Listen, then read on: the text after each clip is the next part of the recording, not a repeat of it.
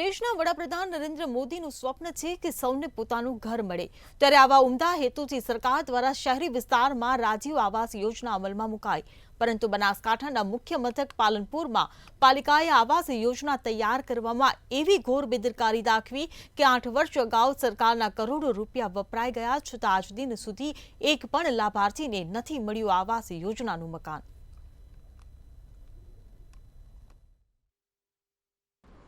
પાલનપુર વાસીઓ અને બનાસકાંઠા વાસીઓ માટે પાછલા 10 વર્ષથી એક ફરવાલાયક સ્થળ બનાવવામાં આવ્યું છે. પાલનપુર નગરપાલિકાએ બનાવ્યું છે. તમારે હવે ફરવા માટે તમારે રાજસ્થાન જવાની જરૂર નથી, ત્રિપુરા જવાની જરૂર નથી. ત્યાં નીર મહેલ છે, રાજસ્થાનમાં જલ મહેલ છે, આપણા ત્યાં રાજીવ મહેલ છે. સદરપુરની અંદર 1400 ફ્લેટ પાણીના તળાવની વચ્ચે બનાવવાની જો કોઈ કારીગરી કરીને બતાવી હોય તો એ છે પાલનપુર નગરપાલિકા. 1400 ફ્લેટ 64 કરોડનો ખર્ચ કર્યા બાદ પણ એક પણ ગરીબને ન મળ્યો હોય એવી કારીગરી જો કોઈએ કરી હોય તો પાલનપુર નગરપાલિકાએ. આજે સદરપુર મુકામે રાજીવ આવાસ યોજના બનાવવામાં આવેલ છે. તે જગ્યા વર્ષો અગાઉ ગટર વ્યવસ્થા પાણી પુરવઠા માટે નિયમ કરવામાં આવી હતી.